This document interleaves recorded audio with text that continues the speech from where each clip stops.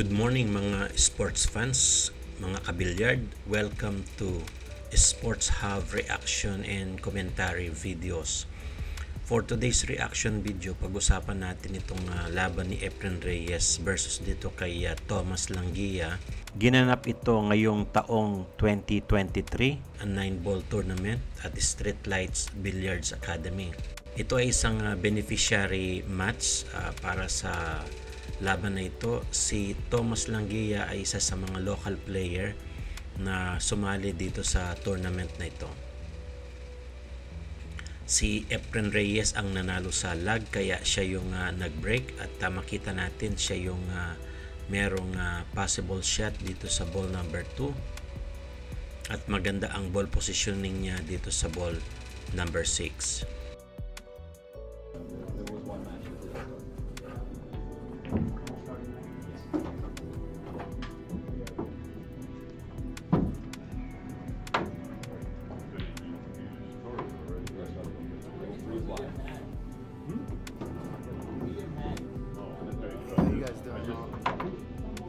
It's me, Gabriel Lopez. I will be commentating today. You're going to see Efren make quick work of the first rack.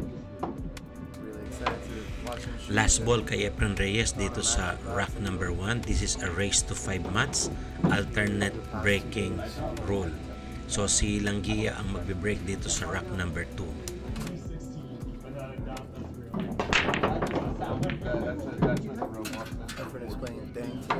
Maganda ang break dito ni Languilla at meron pumasok na isang bola dito sa corner pocket sa ibaba at meron siyang possible shot dito sa ball number 1.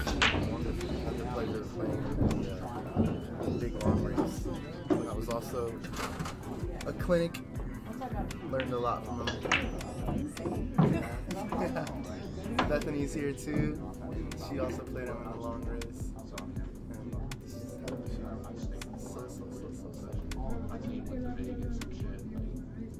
What a first match, dude. Like, of all the two people to play it. Yeah. He's the type to rise to the occasion of anything, any kind of pressure. It looks like the 8-ball. We'll find out after he shoots this shot. The question we always have to ask. All the balls on the table. Looks like it is the 8. Set up for the 5 pretty well. I'm not spotting anything really spotted, but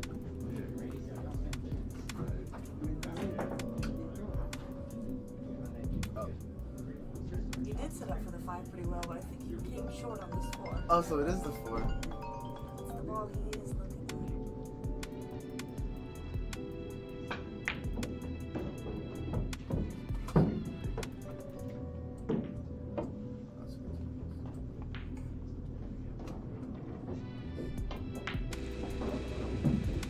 Medyo nahihirapan si Languilla dito sa ball position niya, no, at very stiff itong tira niya sa ball number 2. Ganun pa man na overcut niya, no, itong tira niya at na-open kay Efren Bata Reyes itong ball number 4. Open layout na itong table rack number 2 at makita natin dito medyo dumikit, dumikit ng konti dito sa ball number 9. So itatry ni Reyes na i-kick shot itong ball number 5. Tinamaan niya at maganda yung pagkaka-kick shot doon. Now we'll move the tempo. Yeah. May possible shot itong si Tomas Languilla dito sa ball number 5.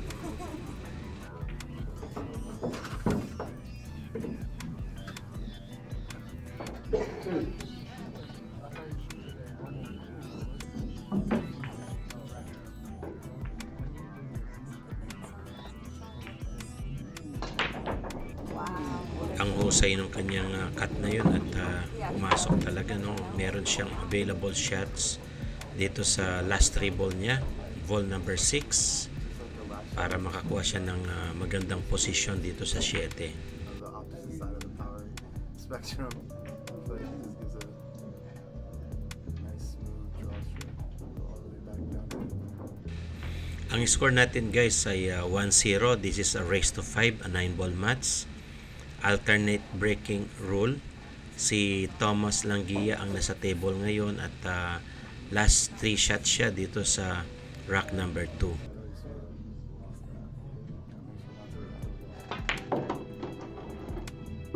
So draw backspin konti itong si Thomas.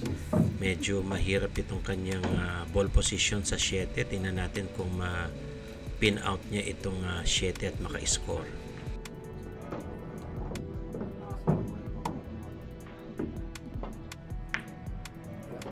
Napakahusay nung cut na yun ni Languilla, no? At ito, last ball siya dito sa rack number 2.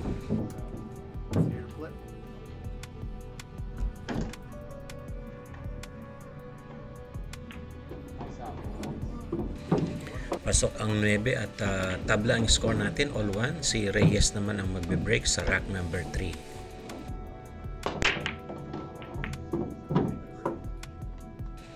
May pumasok na bola sa corner pocket at open ang table kay Reyes.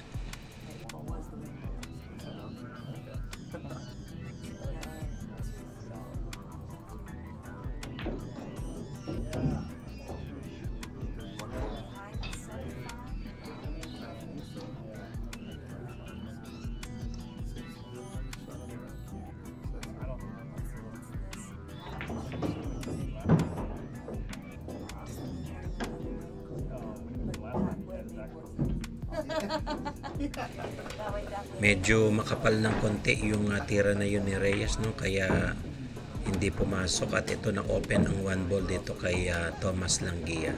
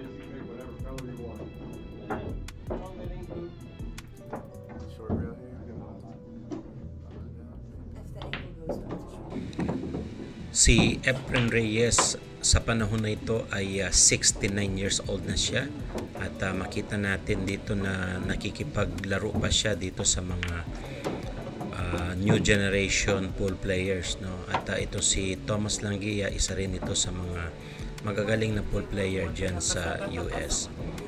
So si Thomas Languilla ay nasa last 2 balls siya dito sa rack number 2. Ang score natin ay tied up tayo ng 1-0 o 1-all. Medyo manipis, no, yung tira na yun ni Languilla at na-open kay Reyes itong rack number 3.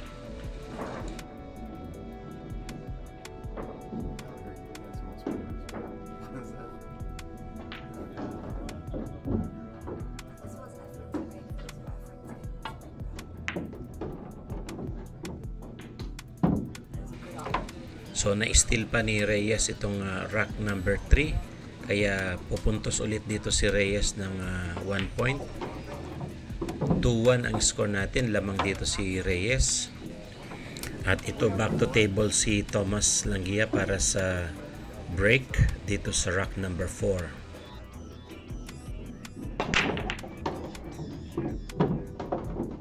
Tatlong bola yung pumasok dyan sa break na yan, no? Ang ganda ng break na yan ni Languilla at meron siyang possible shot dito sa next object ball niya, ball number 1. Pero mahirap yung kanyang pocketing dahil rigid yung pagkakadikit doon sa side pocket ay sa corner pocket.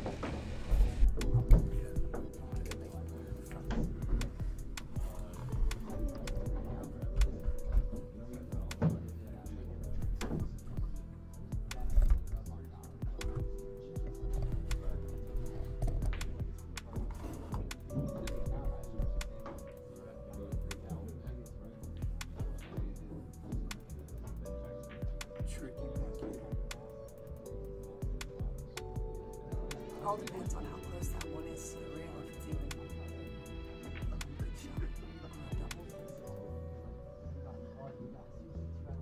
Not easy safe to Mukhang magpupush dito si Langgia, no? At tinitingnan niya yung possible shots na kaya niyang gawin. At ito nga, nag-push siya at tingnan natin kung kakagatin ito ni Efren Reyes. I mean, I think that's a great choice against Efren because you know what? If he takes it, you get to watch the cool stuff anyways. I love it. Of course he's taking it. That's how you play the safe from there, guys. Did you know Play that? safe dito si Reyes at mukhang na-open yung one ball dito kay Langgia. My aggressive Pumagitna dito sa dalawang bola, no? So meron siyang possible shot. Tingnan natin kung matamaan nito ang uno. This is not the time for the aggressive shot. He has a really good save too. He might have left the window, but That's just unlucky. yeah. Just the window. to Medyo na-overcut na naman doon ni Langgia itong ball number 1, no? Manipis. Kaya ito, back to table si Reyes. Mukhang maganda na itong layout ng rack number 4. That safety. At ito nga, naipasok niya na kaagad yung one ball at ball position siya dito sa ball number 3.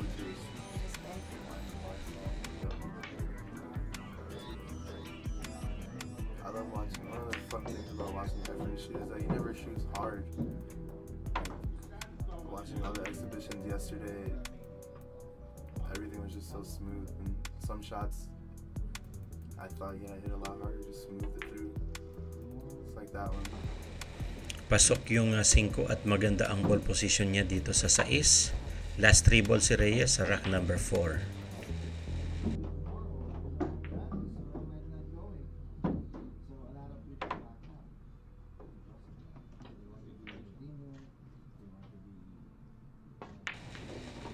Napakahusay nung draw shot na yun ni Reyes, no? Galing sa long shot.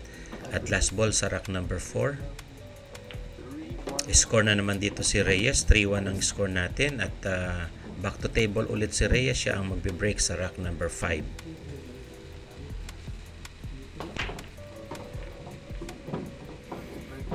Dalawa ang bola na pumasok dyan, no? Isa sa side pocket at isa doon sa corner pocket. At meron siyang available shot dito sa ball number 1. I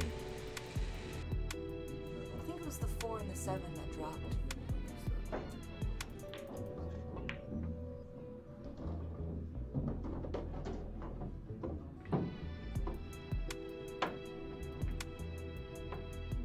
I love watching Efren shoot these kind of shots. Like right here, it's just soft strokes it, touches it. Look at that, just Back to the middle of the table. so smooth. So he's got his angle. So smooth. I punched this out for the 5 in the same pocket.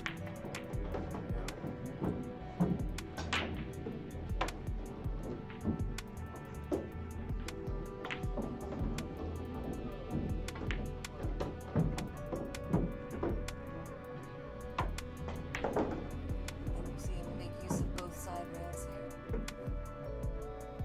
Under the right side pocket, above the left side pocket. Touch it left and let it run. Napakahusay nung cut na yun ni Reyes. At ito, maganda ang ball position niya sa 8. Last 2 ball siya dito sa rack number 5. Looks like he's just gonna spin off the long range some left. Maganda yung pagkaka-English doon ni Force follow. Efren Reyes at last ball sa rack number 5. Pasok ang 9, 4-1 ang score natin.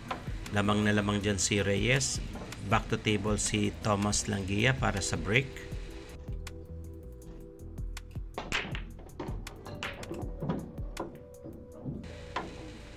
May pumasok na isang bola doon sa sa corner pocket, yung ball number 5. At available ang 1 ball dito sa shot ni Tomas Languilla. So maganda rin ang pagkakaset ng table, kaya tingnan natin kung maka run out dito si Languilla sa rack number 6. So often is the first shot the most important one here. Hit the 6, but I think he ended up in a good place. Yep. Nice little bump there.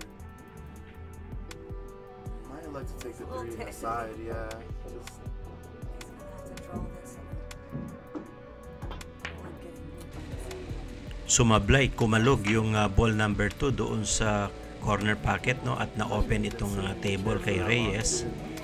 Back to table si Reyes dito, aiming sa ball number 2 sa corner pocket.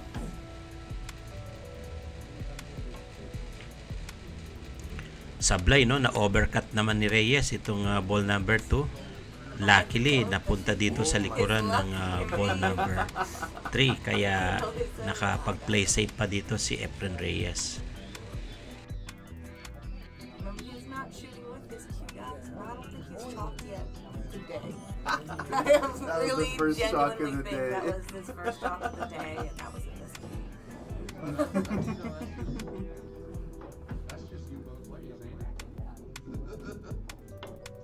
oh, that's unfortunate.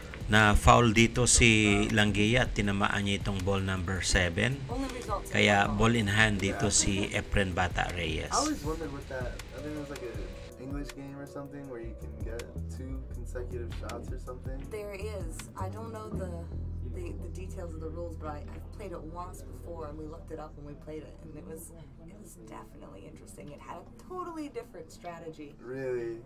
I would love to play that one day. because there are things like you can't pocket the other person's ball either. I think there's a penalty for that. So if you're blocking the pocket, it's a different, like, it's It's a more strategy, offensive right? than it is a ball. Premium on rattles.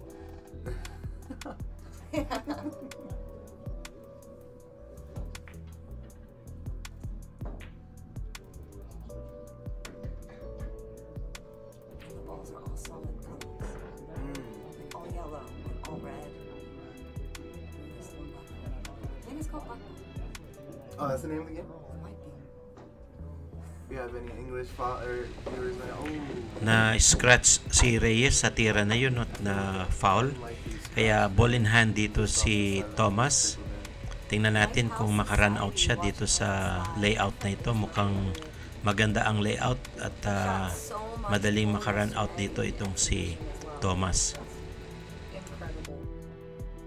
More than once, we as a group watched the shot in person and then went over to the TV on the other side of the room for the 30-second Sumobra delay. yung estimation dito ni Tomas Languilla, no, sa ball number 6. It was amazing. Talagang mahirap at mahina dito si Tomas Languilla sa ball control. And there were a lot of Mukhang replays to go watch. rookie pa rin talaga itong si Tomas Languilla. Based dito sa nakikita natin mga kaibigan, mga kabilyard. It's been a real honor and a pleasure having Yun lang, na-fluke niya yung 8 doon sa side pocket. see if we can capitalize on the luck. It's not an easy So shot. possible shot dito ni Languilla sa side pa rin or sa corner. Manipis yung tira doon ni Languilla at ito back to table si Reyes. Mukhang ma-steal ito ni Reyes kung maipasok niya itong ball number 6. Winter has definitely come back here in Virginia. It was really nice at the start of the year, but We're back to the high today being just above freezing. Napakahusay nung bank shot na yun ni Reyes, no? At ito, last 2 balls si Reyes dito sa rack number 6. Last rack niya rin ito dahil ang score natin ngayon ay 4-1. Lamang na lamang dito si Reyes para sa race to 5.